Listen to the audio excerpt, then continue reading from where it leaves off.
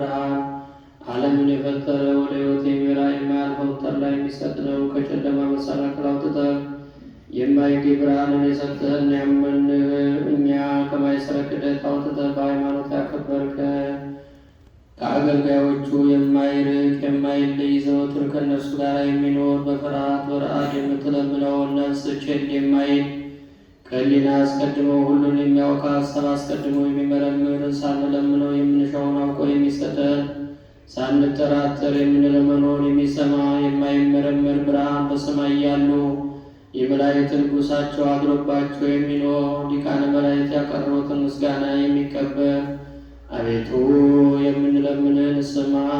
አርሞ የሌለበትን ቃል በሃይማኖት ስጠን።